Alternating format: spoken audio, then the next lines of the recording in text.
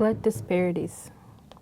My sister, not the weird artist who drew me with a hammer soaring over my forehead, but the one who's trying to become a doctor. She said that understanding biology and chemistry will help me understand lives and perhaps save them. She said if I looked at the intimacy shared between the small and large intestines, crawling comfortably with each other in sprawling heated caves, I would understand what it meant to be together and alone at the same time. She said if I witnessed autopsies of lab cats and murdered rats, I would understand the devotion and dedication of red blood cells scurrying and flinching to sick into our veins, or if I fathomed the duplicity of the different colors of blood. Raspberry blood, strawberry blood, teething gums blood, bloody hell blood, I could make poetry and conceive words like anaphylaxis and C6H12O6, pretending to understand concocted warp lives, when all I can see is the flesh and the wound within the flesh and the salmon blood and the chestnut crust and the dead. Thank you for reading Blood Disparities, Mahtem. You write a little bit about a sister who encourages scientific study in this poem.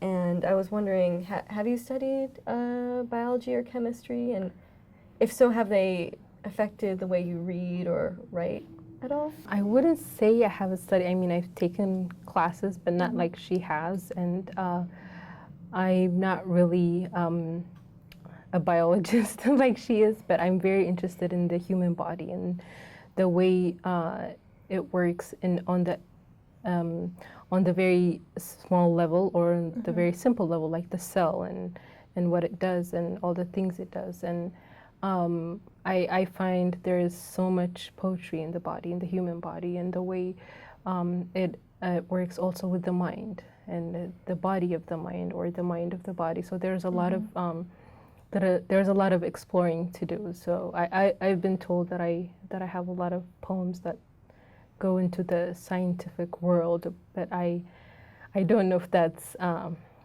think they give me too much credit for that. But it's interesting for me to study the body, the human body, and not just what it does, but how it becomes, how a child is born, how a child is formed, how we age, or the muscles that move in our body when we laugh or when we're in pain, or the things that we hold back and how a body reacts to stress or to grief. I write a lot about grief and sorrow, and these things the mind might not necessarily know or realize or be aware of. So I'm very drawn towards that. This is a kind of silent existence of the body, right? The body doesn't really, I mean, you have the language, so you have words, but the body has a different language of its own. So it might communicate if you're aging through, I don't know, your strength might go away slowly, or so it's a very dissipating kind of language. It's a very quiet kind of language, but at the same time, if you were to open metaphorically or literally a body, there's all these thousands of things happening at the same time. The veins, the blood is going, the red blood cells are going, and you're eating, and the organs are forming, and you're breathing, and so it's world within worlds that you can continue to unpack. So I'm just fascinated by that. Yeah, so much has to work together. To just function, to just do one thing. If you have one thought, just for you to have one thought and to formulate that, there's just so much effort and so much energy and so much labor going on just to do that one thing. So I found those things beautiful. Wow, that's a wonderful answer. Thank you. I wanted to ask you also, you write of one sister who makes an image of a hammer over the speaker's head, perhaps wielded by the speaker, perhaps a threat to her. And then there's the other sister who seems to have dissected cats and rats for medical school. So you have the hammer on the one hand for one sister, and then in the hand of the other sister you have the scalpel. And that's a very fine, sharp, and precise tool as opposed to the blunt hammer. What do these tools tell us about the women who are wielding them?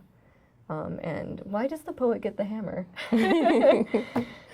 I think that speaks to also to the title of the poem, right? The Blooded Disparities. It's people who come from the same family, and so in my culture you say, it's loosely translated, but you basically come from the same blood, right? You're born from the same blood, but at the same time you become this radically different people, even in the way you approach your whole existence. So one sister might have a hammer, the other sister might have a scalpel, and I might have poetry. So it's a very different way of conducting your existence, but it's also a way of intersecting your existence, right? If I'm finding poetry in these kind of not the usual, revenues like the scientific and the biology, then she might as well find, in my area, she might as well find her calling as well. And this was also part of our continuing discussion, let's say, that the body and poetry are together, but also very different. Yeah. Because the person who has the scalpel is a person who's acting on the body, whereas I am, as a poet, I'm just writing about it, so I'm not necessarily connected with it 100%. And I think the first sister who drew me with the hammer is I take it to be as a foreshadowing of myself, or an extension of myself being a poet, but it could also be taken as a critique, right? Somebody drawing a hammer over a forehead is a very it's a violent thing first, but it's also but the violence is very precise and very chosen. It's very specific, and this goes back to the violent things that we do. The lab cats and all of that. So there's this kind of violence going on in order to heal the body, the human body, which also goes through different kinds of violence,